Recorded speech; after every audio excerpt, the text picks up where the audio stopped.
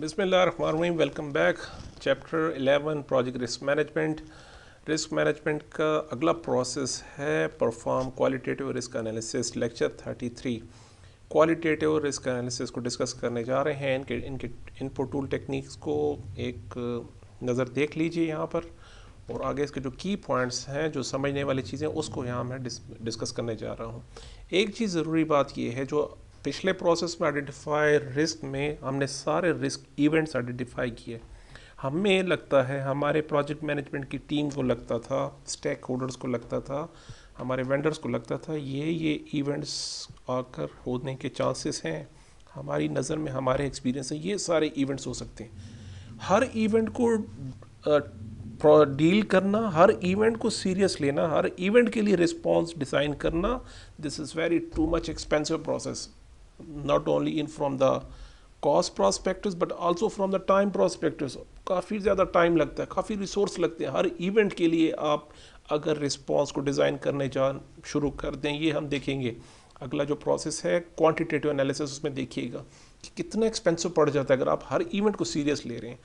अब हमने ये देखना है कि यार आपने बताया है, अगर मैं आपको सिंपली अगेन एक क्वेश्चन आपसे पूछ रहा हूँ, what is the risk exactly, what the risk is, क्या होता क्या है रिस्क। रिस्क एक ऐसा इवेंट है जिसकी एक प्रोबेबिलिटी होती है, कुछ चांसेस होते हैं। हो सकता है ये आकर हो जाए, नहीं भी हो सकता। अच्छा, हो सकता है कितने % हो जाएगा, ठीक है, हो गया तो क्या इम्पैक्ट पड़ेगा, तो उसकी दूसरी चीज़ होती है impact. In fact the risk is equal to the probability multiply by its impact. अगर ये इवेंट हुआ कि नहीं हुआ, कितने % होने के चांसेस हैं, अगर हुआ तो कितना इम्पैक्ट पड़ेगा। मेरे प्रोजेक्ट के ऑब्जेक्टिव्स को हमने फोकस करना है, प्रोजेक्ट के ऑब्जेक्टिव्स को।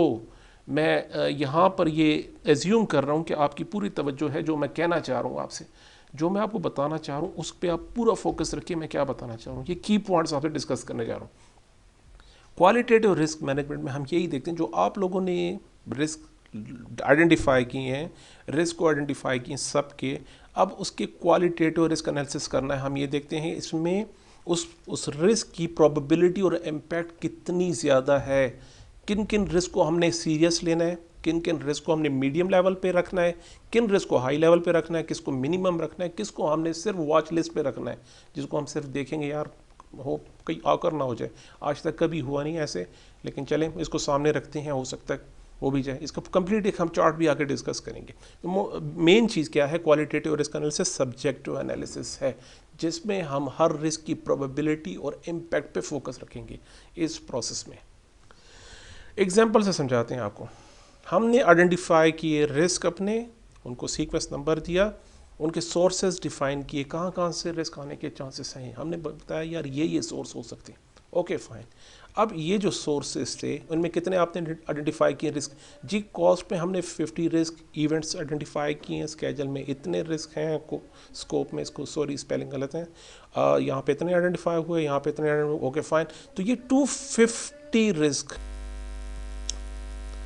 तो यहाँ पे हम 250 रिस्क को इम्पोर्टेंट समझते हुए, मोस्ट सिग्निफिकेंट समझते हुए 250 को हम सम अप करते हैं। यार इन सोर्सेज से, इन कैटेगरी से ये जो रिस्क हैं इन्हें हम बहुत सीरियस ले रहे हैं, ठीक है जी। किस बेस पे आप सीरियस ले रहे हैं इसको डिस्कस करते हैं। चलें जी, हमने कहा कॉस्ट में 50 आ रहा है, तो आप 50 में कैसे कैटेगरी करें। इसमें जो हाई सीवियर हैं, जिनको जो रिस्क हैं, जिनकी प्रोबेबिलिटी हमें ज़्यादा लगती है, मोस्ट इम्पॉर्टेंट, हम कह रहे हैं हाई रिस्क जो है वो 10 है, मीडियम 30 है, लो है 10। तो ये हुए 50 हमारे पास। स्केजल में कितने हुए, स्केजल में हमारे पास 5, 15 और 30 जो हमने पीछे यहाँ पे डिफाइन किए। यहाँ हर कैटेगरी से इतने इतने रिस्क आए, उनको हम फर्दर कैटेगराइज करते हैं हाई, मीडियम और लो लेवल पे, कि इन रिस्क में हम हाई कितने कंसिडर कर रहे हैं, मीडियम कितने कर रहे हैं और लो कितने कर रहे हैं। अब क्वेश्चन ये आ रहा है, ये किसने डिफ़ाइन किया कि ये हाई है, ये मीडियम है, ये लो है, ये कौन डिफ़ाइन कर रहा है। देखें, ये जो काम जो बंदा कर रहा है इससे रिलेटेड, जो कॉस्ट का एक्सपर्ट है, वो कॉस्ट से रिलेटेड रिस्क को आइडेंटिफाई करेगा और उन्हें कैटेगराइज करेगा based on previous valid information. Historical record आपके पास है, आपका एक्सपीरियंस आपको बताता है, आपके पास लिटरेचर रिव्यूज़ होते हैं। हर बंदे को अपनी फील्ड के रिस्क को का बहुत अच्छी तरह पता होता है। जब हम नेटवर्क्स डिज़ाइन करते हैं, डेवलप करते हैं, उसी टाइम हमें पता होता है इसमें कौन कौन से प्रॉब्लम्स आ सकते हैं फ्यूचर में। जिस तरह का हम डिज़ाइन लेकर आए हैं, इसमें वीकनेसेस क्या है, इसमें स्ट्रेंथ क्या है, इसमें कौन से प्लस पॉइंट्स हैं, कौन से माइनस पॉइंट्स हैं। हर बंदे को अपनी फील्ड का पता होता है जिस तरह की डिप्लॉयमेंट होने जा रही है। तो हमने जिस तरह आपसे पीछे जितना डिस्कस किया उनको सामने रखते हुए हम कहते हैं आप जिसने जिस तरह प्रोजेक्ट को डिज़ाइन किया है उसको सामने रखते हुए हमारे हिसाब से इस प्रोजेक्ट में इस कैटेगरी से रिलेटेड इतने रिस्क हो सकते हैं और उसमें इतने हाई हैं, इतने मीडियम हैं, इतने लो हैं। Fine, done. यहाँ तक बात आपको समझ आ गई होगी फीलिंग। तो हम डिफ़ाइन करते हैं कि उसका इम्पैक्ट हाई को हम कैसे डिफ़ाइन कर रहे हैं। अब उसकी एक्सप्लेनेशन हो रही है। हम आपने हाई डिफ़ाइन किया, हाई से आपका क्या मतलब क्या है आपका। हम कहते हैं वो सारे इवेंट्स जिसकी प्रोबेबिलिटी 70% से ज़्यादा है, ये सारे वो इवेंट्स हैं जिनके चांसेस ऑफ अकरेंस 70% से भी ज़्यादा हैं। It mean 70% is very big amount, काफ़ी close to the fact, near to the fact आ रहा है कि आप 1 से काफ़ी इक्वल हैं। याद रखिए कि प्रोबेबिलिटी हमेशा 0 से लेकर 1 के बीच में 0.1, 0.2, 0.5, 0.9 और 1 मीन्स फैक्ट। अगर आपने हाइट से कोई एग फर्श पे फेंका, डेफिनेटली वो टूटेगा। तो उसकी प्रोबेबिलिटी क्या होगी, उसकी 1 होगी, डेफिनेटली वो आकर होगा, टूट जाएगा। इसी तरह हम कहते हैं हाई का वो इवेंट्स जिनके आकर होने का, जिनके ज़ाहिर होने का 70% से भी ज़्यादा चांसेस है, उन्हें हम कैटेगराइज कर रहे हैं हाई। टाइम फ्रेम डिफाइन करेंगे, कॉस्ट कितनी होगी, उसका स्कोप क्या होगा, इम्पैक्ट हमारे ओवरऑल प्रोजेक्ट पे क्या इम्पैक्ट पड़ेगा। तो ये स्केल हम यहाँ डिफाइन कर लेते हैं। फिर वेरी हाई था, फिर हाई में क्या रेंज रहेगी प्रोबेबिलिटी की, टाइम फ्रेम क्या रहेगा, कॉस्ट क्या होगा, उसका स्कोप क्या होगा, उसका इम्पैक्ट किस किस जगह पे पड़ेगा आपके प्रोजेक्ट को। मीडियम आप किसे कह रहे हैं, लो किसे कह रहे हैं, लो और वेरी लो किसे कह रहे हैं, उसका कौन सा स्केल आपने अपने प्रोजेक्ट के लिए डिफाइन किया है। अभी प्रैक्टिकली कैसे करते हैं मैं आपको एग्जांपल में समझा दूंगा। यहाँ के लिए ये बात ज़रूरी है कि यहाँ पर हम प्रोबेबिलिटी और इम्पैक्ट एनालिसिस कर रहे हैं प्रोजेक्ट में। आपने जो आइडेंटिफाई की है रिस्क, अब आता है नेक्स्ट पॉइंट, इसकी प्रोबेबिलिटी एंड इम्पैक्ट एनालिसिस। इसमें हम फिर ड्रॉ करते हैं कि जो इवेंट्स हमने जो आइडेंटिफाई किए हैं उसे हम करते हैं प्रोबेबिलिटी स्केल पर और इम्पैक्ट के स्केल पर उसे जो है जॉट डाउन करते हैं। आपने थ्रेड्स कितने आइडेंटिफाई किए और अपॉर्चुनिटी कितनी डिफाइन की, वो कौन सी अपॉर्चुनिटीज़ थी जिनका मिलना मेरे लिए बहुत ज़रूरी है, हाई इस पे हमने काम करना है, इसका आकर्षण होना ज़रूरी है। हमारी कमिटमेंट हुई है कि हमने 12 महीने में नहीं 10 महीने में प्रोजेक्ट को कंप्लीट करना है। 10 महीने में कंप्लीट हो गया तो मुझे प्रोजेक्ट की हाई वैल्यू दी जाएगी, उसका रेट ऑफ रिटर्न हम मेरे पास ज़्यादा आने वाला है अगर मैंने इसे कंप्लीट किया। ऑन द अदर हैंड अगर ये मुझसे लेट हो गया तो ये तो थ्रेड्स में चली जाएगी बात। प्रोबेबल अपॉर्चुनिटी वो इवेंट जिसे आप हासिल करना चाहते हैं, ये आपसे कमिटमेंट नहीं हुई कि ये आपको दिए जाएंगे, आपको आपकी अमाउंट से ज़्यादा दी जाएगी। हाँ, अगर आप किसी माइलस्टोन को, आप किसी परफॉर्मेंस लेवल को अचीव कर लेते हैं, इन दैट केस आपको ये वाली जो फैसिलिटीज़ है वो दी जा सकती है।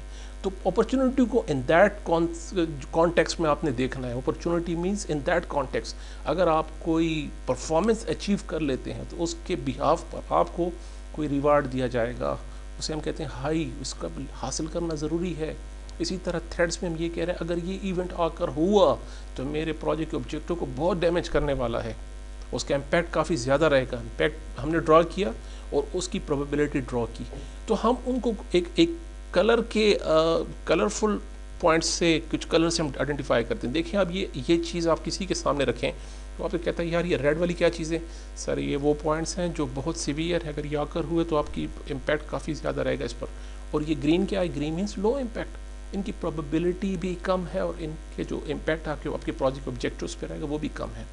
ठीक, यहाँ पे हमें बहुत क्लियर हो गई पिक्चर हमारे पास कि हमने जो ये रेड एरिया है इसको मोर फोकस में लेकर आना है, इन इवेंट्स को। बाकियों पे हमने कैसे डील करना है दैट्स समथिंग एल्स, लेकिन ये जो इवेंट्स आने वाले हैं इनको हमने काफ़ी सीरियस लेके आगे प्रोसेसेस में आगे इनको सेटल करना है, इन इवेंट्स को अपने प्रोजेक्ट के लिए।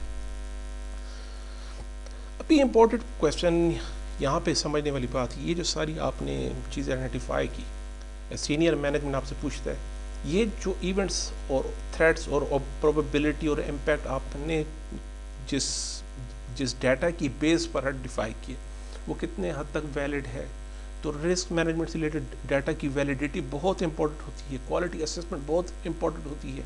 कौन रिस्क को कितने हद तक समझ रहा है, किस बात को आप रिस्क समझ रहे हो, आपकी डेफिनेशन में रिस्क क्या है।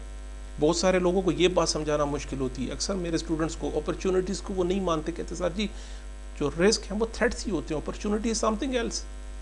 ये समझना काफ़ी लोगों के लिए मुश्किल रहता है। यहाँ पे भी आपकी बात अपनी जगह पे बेहतर ठीक, बिल्कुल ठीक कह रहे हैं, लेकिन PMI प्रोजेक्ट मैनेजमेंट इंस्टीट्यूट कहती है आपने अपॉर्चुनिटीज़ को भी उसी तरह डील करना है जैसे आप थ्रेट्स को डील कर रहे हैं। ये उनका कॉन्सेप्ट है, आपने इसको लेके चलना है। तो आप रिस्क को कैसे समझ रहे हैं। अक्सर यही गलती की जाती है प्रोजेक्ट मैनेजमेंट में कि आप सिर्फ और सिर्फ थ्रेट्स को नज़र में रखते हैं। आप अपने प्रोजेक्ट में कोई अपॉर्चुनिटीज़ देखते ही नहीं है। आपको पूरा प्रोजेक्ट एक चैलेंज नज़र आता है, पूरा प्रोजेक्ट एक लिमिटेशंस कंस्ट्रेंट्स के अंदर नज़र आता है। यार ये जो प्रोजेक्ट मुझे दिया गया इसमें कोई अच्छी बात है ही नहीं, ये तो फुल कंस्ट्रेंट से भरा हुआ है, चैलेंज से भरा हुआ है। ज़रा गौर से देखिएगा, आपको ज़रूर अपॉर्चुनिटीज़ मिलेंगी। अपने प्रोजेक्ट को ऐसा प्लान कीजिए जिसमें से आप अपॉर्चुनिटीज़ को आइडेंटिफाई कर सकें और उसको अचीव कर सकें। ये काम हम बिल्कुल भूल जाती है, कॉन्सेप्ट ही नहीं हमारा। जब भी रिस्क से मैनेजमेंट से बात आती है हम सिर्फ थ्रेट्स को देखते हैं, अपॉर्चुनिटीज़ को नहीं देखते। आइडेंटिफाई करें आप रिस्क को कैसे डिफाइन कर रहे हैं। आपका अवेलेबल डाटा कितना वैलिड था रिस्क मैनेजमेंट से रिलेटेड, कितनी क्वालिटी का डाटा आपके पास था जिसकी बेस पे आपने ये स्केल डिफाइन किया। हाई क्वालिटी की था, बहुत ही अच्छे एक्सपर्ट्स ने इसको डिफाइन किया, आपने कंसल्टेंट्स को पे किया है काफ़ी हाई इसके लिए। तो डेफिनेटली ये बात काफ़ी मेच्योर है आपके लिए, बहुत कीमती डाटा है। अभी आपका प्रोजेक्ट एग्जीक्यूट नहीं हुआ, इस बात को समझें। इसमें वो सारे इवेंट्स आइडेंटिफाई कर दिए गए हैं जो आपके प्रोजेक्ट के ऑब्जेक्टिव को डैमेज करने वाले हैं। ये वो सारे इवेंट हैं जो आपके ऑब्जेक्टिव्स को डैमेज करेंगे। तो क्यों ना इन सारे इवेंट को आकर होने से पहले ही हम सेटल कर लें, इसकी ट्रीटमेंट कर लें। ये है इम्पोर्टेंस इस प्रोसेस की। आपका जो डाटा है कितना रिलायबल है और इंटेग्रिटी कितनी है। तो मज़ीद ट्रीटमेंट जाने से पहले हमने ये चीज़ कंफर्म करनी है कि जो रिस्क मैनेजमेंट से अभी तक का डाटा जो आपको दिया गया उसकी क्वालिटी असेसमेंट आप अच्छे से कर लीजिए। अदरवाइज़ ये सारा waste of time and money चला जाएगा। काफ़ी कॉस्टली प्रोसेस है, जैसे मैं शुरू से बता रहा हूँ।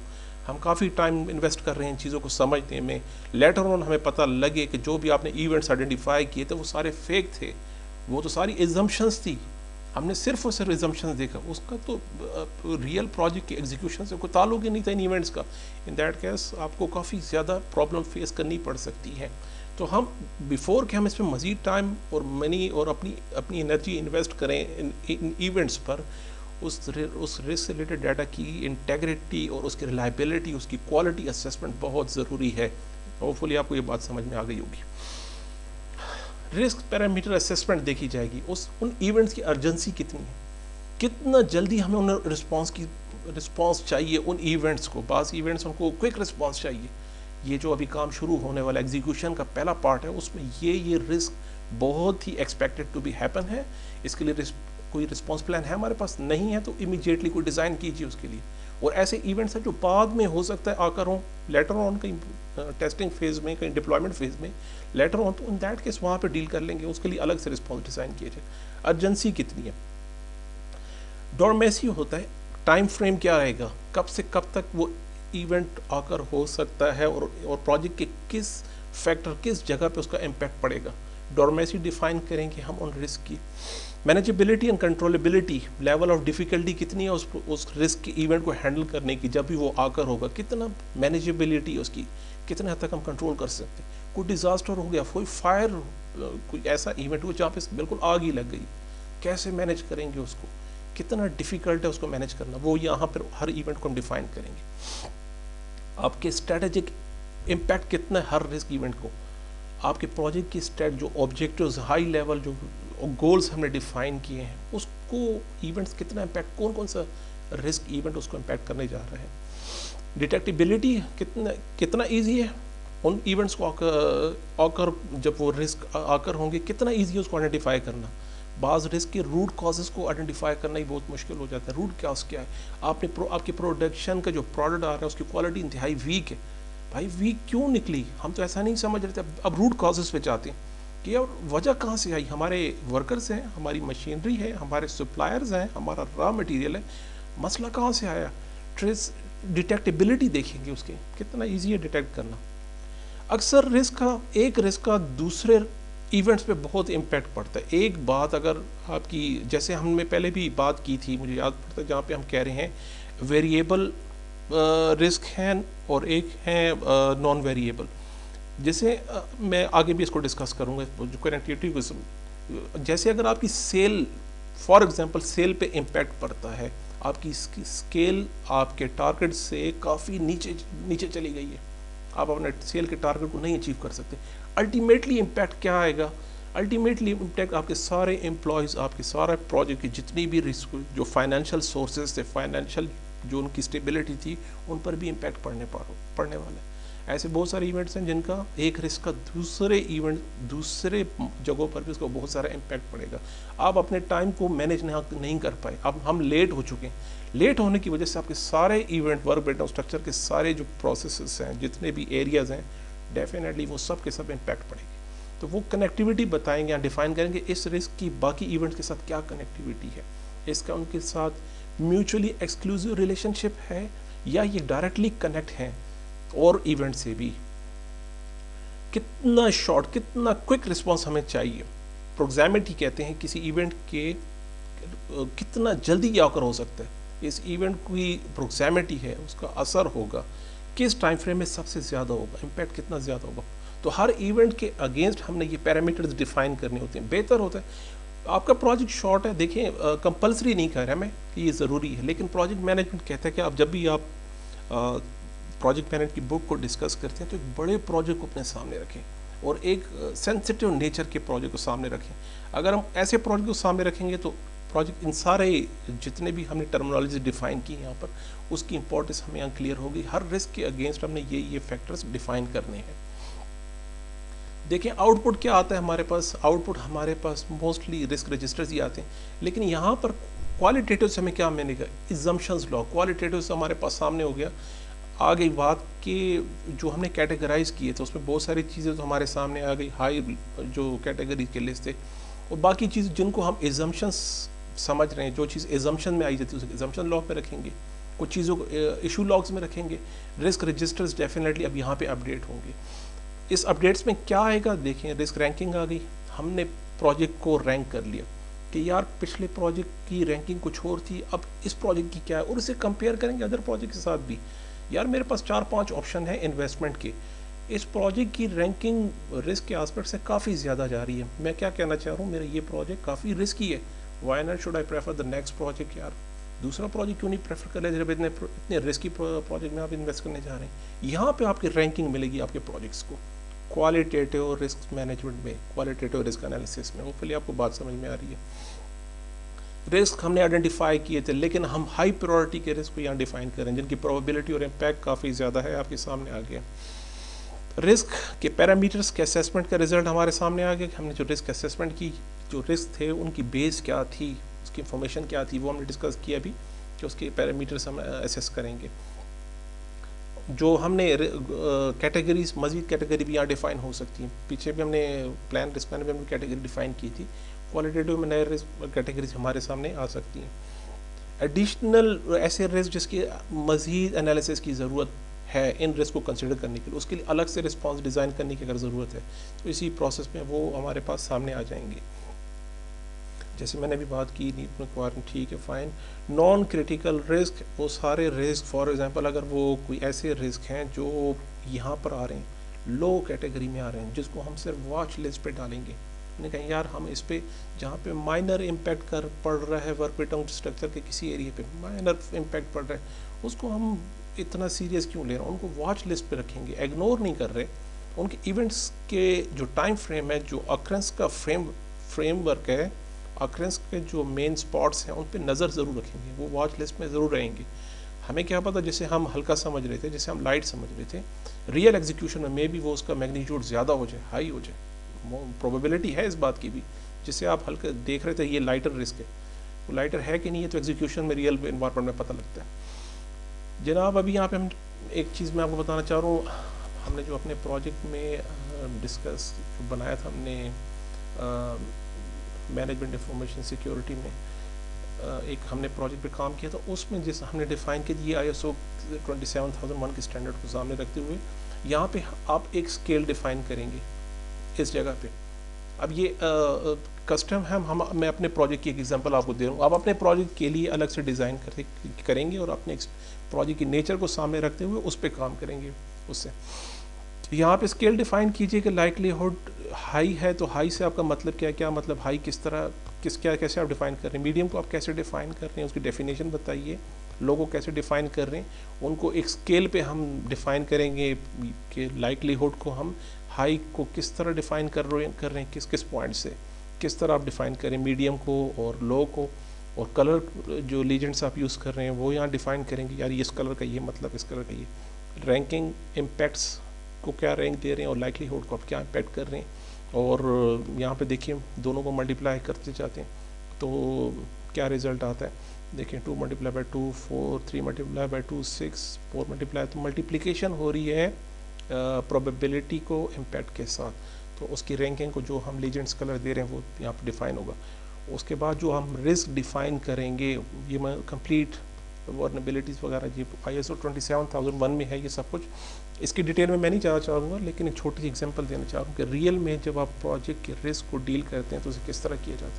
तो उसके जो इवेंट्स जो फाइनली हमारे सामने जो पिक्चर आती है कि उसमें किस रैंक पे आप देख रहे हो, उसको लो देख रहे हो, मीडियम देख रहे हो, और मीडियम किस बेस पे आपने कह दिया मीडियम है, उसके पीछे काफ़ी काम किया जाता है। ये बात समझाने की मैं कोशिश कर रहा हूँ, ये ऐसे गैस नहीं किया जा सकता। जिसे हम पैडिंग कह रहे हैं अपने प्रोजेक्ट में, ये पैड का काम नहीं है कि यार मुझे लगता है इसकी ज़्यादा नहीं, लगता नहीं भाई, सॉलिड बैकग्राउंड दीजिए हर अपनी स्टेटमेंट की। आपको लगता है ये इवेंट ज़्यादा है तो क्यों लगता है, किस बेस पर, उसके पीछे काफ़ी मैथमेटिकल कैलकुलेशन की जाती है, इसकी ये प्रोबेबिलिटी है, इस फैक्टर, इसका ये फैक्टर हो सकता है। तो फाइनली हम कहते हैं यार इस बात को, इस इवेंट को ज़रूर कंसिडर कीजिए और इसके लिए कोई कंट्रोल ज़रूर सजेस्ट करें। आपके लिए यहाँ तक काफ़ी था इसके लिए। तो यहीं पर हमें पता लग जाएगा अगर आपके प्रोजेक्ट के जो आउटपुट आ रहे हैं, हमने देखा कि मोस्टली रेड एरिया में आ रहे हैं, मोस्टली दिस एरिया में आ रहे हैं, तो आप उसमें क्यों फंसना चाह रहे हैं भाई। अगर आपके पास इतनी कैपेसिटी नहीं है डील करने की तो आप अपने उस प्रोजेक्ट को क्यों उठा रहे हैं। ओवरऑल प्रोजेक्ट के रिस्क की पिक्चर यहाँ क्लियर हो जाती है, यार ये प्रोजेक्ट काफ़ी रिस्की है तो क्यों उसमें इतना आप खपने जा रहे हैं, काफ़ी आपके लिए रिस्की हो सकता है। यहीं पे हम डिसाइड करते हैं शुड वी कंटिन्यू और टर्मिनेट, यहाँ डिसीजन लिया जाता है। ये कॉन्सेप्ट एग्जाम में बार बार पूछे जाते हैं, वो कौन सा प्रोसेस है जहाँ पे आप डिसाइड करते हो कि आपको प्रोजेक्ट करना चाहिए या नहीं। हम देखें यहाँ तक बहुत पीछे काम कर चुके हैं, प्रोजेक्ट मैनेजमेंट के काफ़ी चैप्टर कंप्लीट हम कर चुके हैं, यहाँ आके आप डिसाइड कर रहे हैं कि भाई कंटिन्यू करें कि टर्मिनेट करें। यही इसलिए मैं बार बार पिछले चैप्टर्स में कह रहा था कि कोई भी चैप्टर क्लोज नहीं हुआ जब तक हम रिस्क मैनेजमेंट को अच्छे से समझ ना लें, यही बात मैं समझाना चाह रहा था। इसके बाद एक और सीक्वेंस आती है क्वांटिटेटिव रिस्क एनालिसिस होता है, इसका नेक्स्ट प्रोसेस है जो हम डिस्कस करेंगे नेक्स्ट चैप्टर में। लेकिन इसके यहाँ पे ये भी देखा जा सकता है कि हमें रिस्क रिस्पॉन्स पे डायरेक्ट जंप करना है या रिस्क क्वांटिटेटिव एनालिसिस पे जाना है। यहीं पे हमें यहाँ पे हम ये भी कर सकते हैं, प्रोजेक्ट की नीड्स को, अर्जेंसी को देखते हुए, करंट रिक्वायरमेंट को देखते हुए हम ये डिसाइड करते हैं कि क्वांटिटेटिव रिस्क एनालिसिस पे चले जाएँ या डायरेक्ट प्लान रिस्क रिस्पॉन्स पे चले जाएँ। मोस्टली ऐसा भी देखा गया है कि प्रोजेक्ट्स में आइडेंटिफायर रिस्क, क्वालिटेटिव, क्वांटिटेटिव को एक ही जगह पे डील किया जाता है और उसके फ़ौरन बाद रिस्क रिस्पॉन्स को डिज़ाइन किया जाता है मोस्टली प्रोजेक्ट में। इट्स अप टू यू, लेकिन प्रोसेस को समझना, उसकी सीक्वेंस को जो PMI ने रिकमेंड किया आप उसके थ्रू जाएंगे कि क्वालिटेटिव के बाद हम क्वांटिटेटिव रिस्क एनालिसिस करते हैं, लेकिन ज़रूरी नहीं, आप अपने प्रोजेक्ट को अपने हिसाब से डील कीजिए। Thank you so much. ये हमारा लेक्चर था qualitative quantitative risk analysis. Next जो चैप्टर नॉलेज है उसको हम डिस्कस करने जा रहे हैं। अल्लाह हाफिज़।